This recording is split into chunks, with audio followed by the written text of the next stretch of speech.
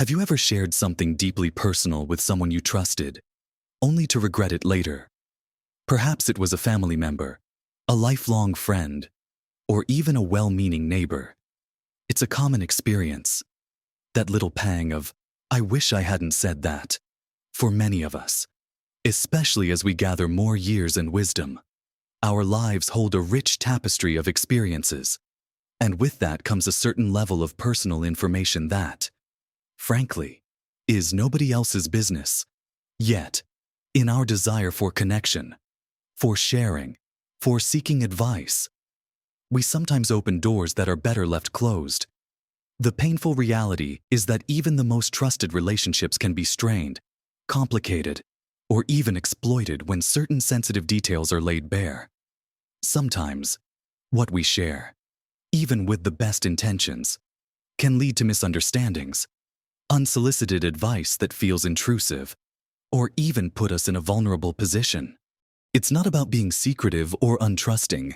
It's about protecting your peace of mind, your autonomy, and your financial and emotional well-being.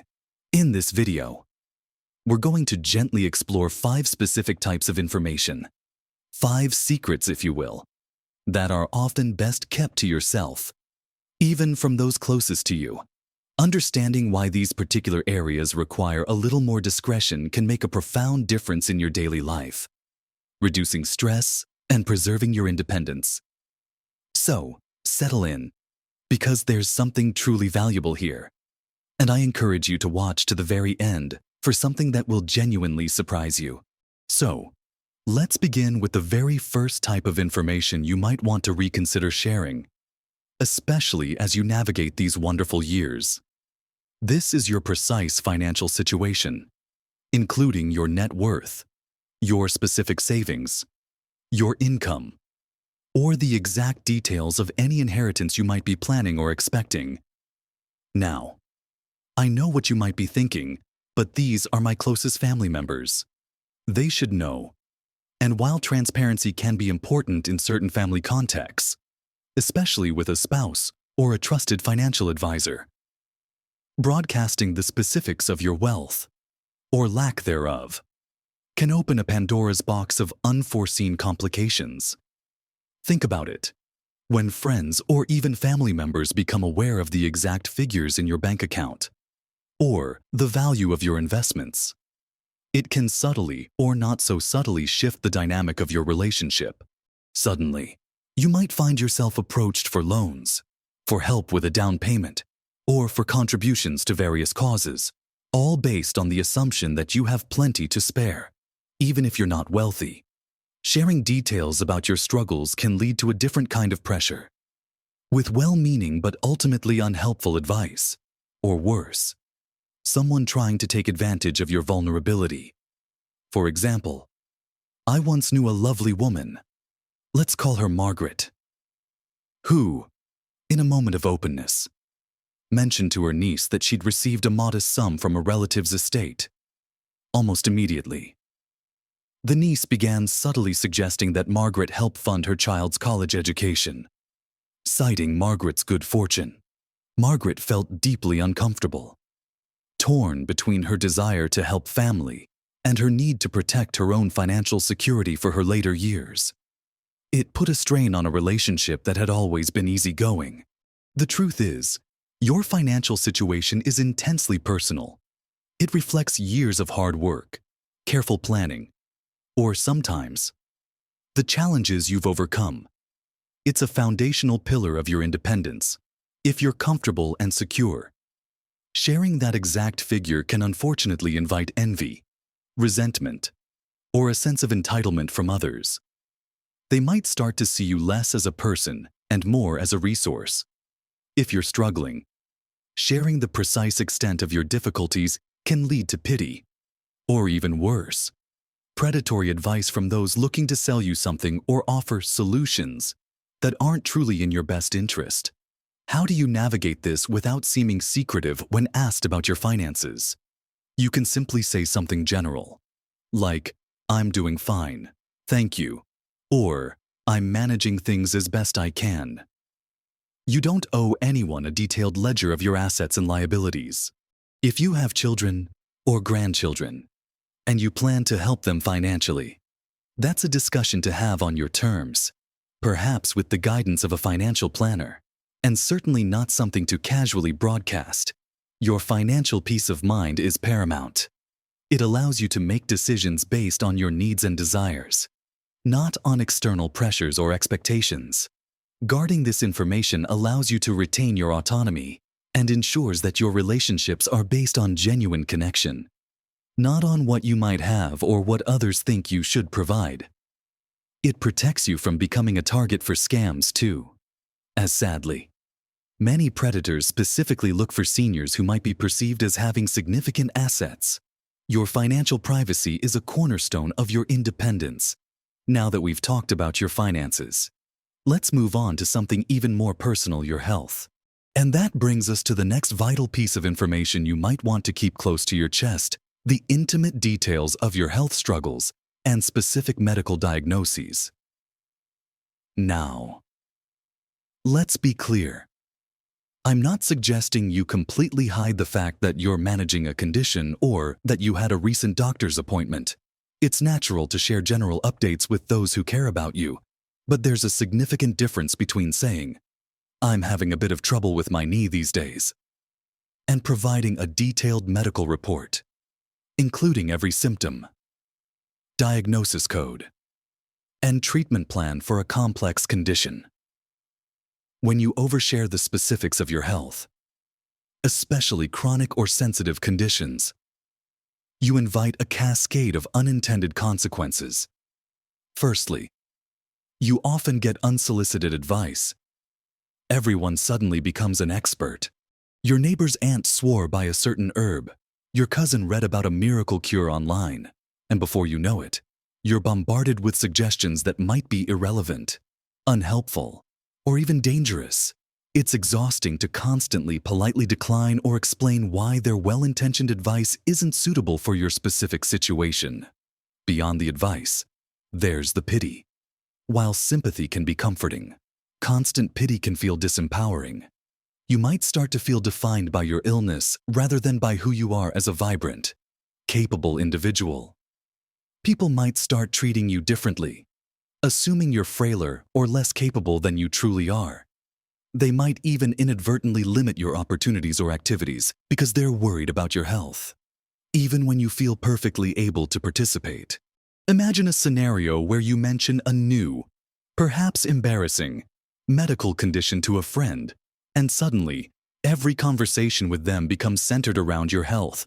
They might constantly check in on your symptoms, offer unsolicited dietary advice, or even bring it up to others in front of you.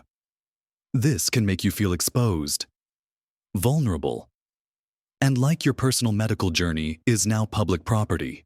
Another crucial aspect of guarding your health specifics is maintaining your autonomy. Your medical decisions are yours and your doctor's. When you share every minute detail, you can face pressure from well-meaning family members who might have strong opinions on your treatment choices, even if they don't have a medical background. This can lead to anxiety, self-doubt, and potentially derail your peace of mind regarding your own health management. You want to maintain a sense of control over your body and your choices. And sometimes, too much external input can erode that. Of course, there are exceptions. If you require care, or if a condition impacts your daily life in a way that truly necessitates family involvement, then a measured discussion with specific, trusted individuals is entirely appropriate. But even then, you dictate the terms and the level of detail. Focus on what others need to know to support you practically, rather than providing an exhaustive medical history.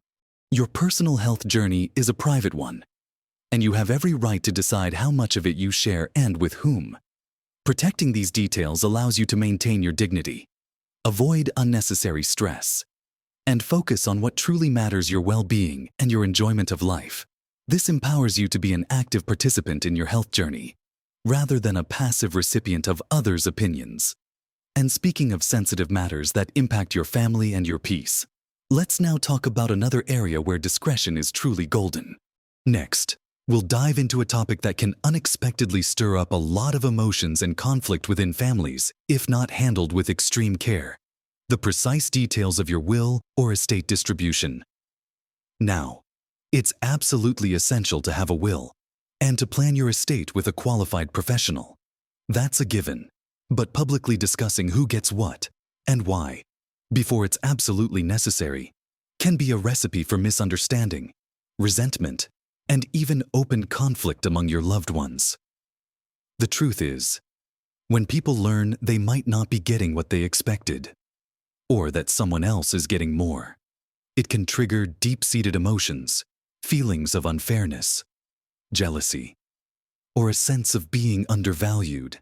Even if your decisions are perfectly logical and fair to you, they might not be perceived that way by everyone involved.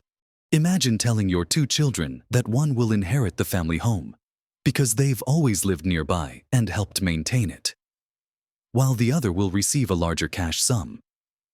While this might make perfect sense from your perspective, the child receiving the cash might immediately feel slighted, believing the house is more valuable or holds more sentimental weight. This could lead to arguments, silent resentment, and even a rift that lasts long after you're gone. These conversations are often best had, if at all, through an executor or after the fact, once the emotional weight of your passing has settled somewhat, and with the clear, legal framework of your will to guide them. The primary reason to keep these details private is to protect your peace of mind while you're still here. You don't want to live with the tension, the unspoken expectations, or the direct lobbying from family members who might try to influence your decisions. It's your legacy, and you have every right to decide how it's managed without external pressure. If you do choose to discuss certain aspects, perhaps to ensure a smooth transition or to explain a specific decision, do so with extreme caution and ideally with the guidance of a legal professional present, or at least a trusted neutral third party. These conversations should be direct, factual, and focused on your intentions, rather than opening the floor for negotiation or debate. Often, it's wiser to simply communicate that you have a comprehensive plan in place, that it's been handled by professionals, and that the details will be revealed at the appropriate time. This approach maintains your control, reduces speculation, and allows your relationships to remain focused on love and connection, not on who stands to gain what. Your family should cherish you for who you are, not for what they might inherit. Protecting the specifics of your will is about preserving harmony and ensuring that your intentions are carried out without undue stress or family strife during your lifetime. But it's not just about what you own or what your body is doing. Sometimes, the most delicate matters are those that reside deep within your heart and mind.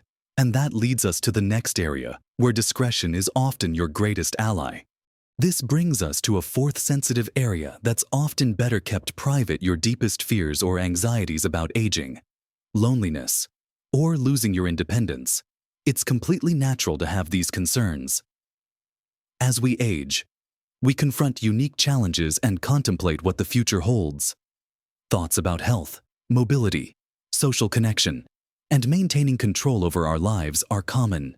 The impulse to share these profound worries with those we love is understandable. We seek comfort, reassurance, and understanding. However, revealing your deepest vulnerabilities can sometimes backfire, inadvertently making you a target for manipulation, excessive overprotection, or even exploitation. For example, if you frequently express a profound fear of being alone, a less scrupulous individual might prey on that fear, offering companionship or services at an inflated cost, or even attempting to gain control over your decisions by positioning themselves as your sole source of support. Similarly, if you constantly voice anxiety about losing your memory or physical capabilities, well-meaning family members might become overly vigilant, stepping in to make decisions for you before it's truly necessary, or treating you as less capable than you are. This can erode your self-confidence and diminish your sense of autonomy. It's a fine line, isn't it? You want support, but you also want to maintain your dignity and independence. The key here is to differentiate between seeking appropriate support and oversharing your most profound fears. If you are experiencing significant anxiety or depression related to aging, a professional therapist or counselor is often the best resource. They can provide a safe, confidential space for you to explore these feelings without judgment, offering coping strategies and tools to navigate these challenges. They won't treat you differently or use your fears against you. Similarly, if you need practical support like help with groceries or transportation, it's okay to ask for it. But focus on the practical need, not on the underlying fear that might be driving the request. By maintaining a degree of privacy around your deepest anxieties, you control the narrative of your life. You project strength and resilience, even as you navigate challenges. This doesn't mean you're bottling up your emotions. It means you're choosing the most effective and protective outlets for them. It's about being strategic with your vulnerability. Your independence and peace of mind are precious, and protecting these intimate fears helps ensure you remain in the driver's seat of your own life. You want to inspire confidence in those around you, not invite a sense of worry or, worse, a pretext for others to take over your affairs prematurely. Now, let's shift gears slightly and talk about something that can often feel harmless in the moment, but has a sneaky way of causing significant friction and discomfort. And that brings us to the fifth and final type of information best kept to yourself: negative opinions or criticisms about other family members or close friends, especially if those individuals are part of a shared social circle or family unit. It's human nature to sometimes feel frustrated, annoyed, or even disappointed with the actions or words of those close to us. We might want to vent, seek validation, or simply share our perspective. However, when you voice these negative opinions, particularly to someone who knows both parties, you're creating a ripple effect that often comes back to haunt you. The saying "walls have ears" might be old-fashioned, but it holds a lot of truth. Gossip, even well-intentioned complaints, has a way of traveling. That friend you confided in might, inadvertently or purposefully, share your sentiments with someone else. And eventually, the person you were discussing will hear about it. When that happens, the trust in your relationship with the criticized individual is broken, often irreparably. Suddenly, you're seen as two-faced, or a gossip, and the relationship becomes strained, awkward, or even hostile. For example, imagine you complain to your sister about your niece's parenting style. Your sister, perhaps without thinking, mentions it to the niece, trying to be helpful or hoping to mediate. Now, your niece is hurt and angry, not just at your sister, but at you, and the family dynamic shifts uncomfortably. Beyond the direct fallout, engaging in criticism of others can also paint you in a less favorable light. While it might feel good to vent in the moment, constant negativity about others can make you seem like a less positive or trustworthy person. People might start to wonder what you say about them when they're not around. It can also create an uncomfortable atmosphere for the person you're confiding in, forcing them to take sides or feel caught in the middle. Instead of airing grievances about others to a third party, consider if the issue truly needs to be addressed. Is it something that is genuinely impacting you directly? Or is it merely an annoyance if it's something significant? Direct and constructive communication with the person involved, if appropriate, is almost always better than discussing it behind their back. If direct conversation isn't possible or advisable, or if it's a minor annoyance, sometimes it's best to simply let it go or process it privately, perhaps by journaling or confiding in a truly neutral party, like a counselor, who isn't connected to your social circle. Your relationships with friends and family are invaluable. They provide comfort, laughter, and support. Protecting those relationships from unnecessary friction caused by shared criticisms is a powerful way to ensure your golden years are filled with harmony and genuine connection. It's about choosing peace over temporary relief from a complaint. So, there you have it. 5 crucial areas where a little discretion can go a very long way in protecting your peace, your independence, and your relationships. We've talked about safeguarding the specifics of your finances to avoid unwanted pressures and protect your hard-earned security. We've explored why keeping the intimate details of your health struggles private can save you from unsolicited advice and a feeling of being pitied, allowing you to maintain your dignity and autonomy. We delved into the wisdom of keeping the precise details of your will and estate plans close to your chest, ensuring family harmony and preventing premature conflicts. We also touched upon why sharing your deepest fears about aging and independence might inadvertently lead to overprotection or manipulation, rather than the support you truly need. And finally, we discussed the power of holding back negative opinions about others in your circle, preventing unnecessary drama and preserving vital relationships. Remember, this isn't about building walls or becoming distrustful. It's about building wise boundaries that serve to protect your well-being and enhance the quality of your interactions. It's about understanding that while openness is wonderful, not every piece of information needs to be shared with everyone, all the time. Your life, your decisions, and your peace of mind are precious assets. And safeguarding these 5 types of information is a powerful way to ensure you continue to live your life on your own terms. With joy and confidence, small changes in how you share information can make a big difference to your health and happiness. We all learn and grow, and realizing that sometimes less is more when it comes to personal disclosures can be incredibly liberating. I'd love to hear your thoughts on this. Have you ever experienced a situation where sharing too much information led to an uncomfortable situation? Or perhaps you found a clever way to politely deflect intrusive questions? Share your experiences and wisdom in the comments below, as your insights can truly help others in our wonderful community. If you found this video helpful, please give it a thumbs up, as it helps us reach more people who could benefit from this advice. And don't forget to subscribe to our channel for more valuable content designed to help you live your best life at every age. Thank you for spending this time with me. Live your best life at every age.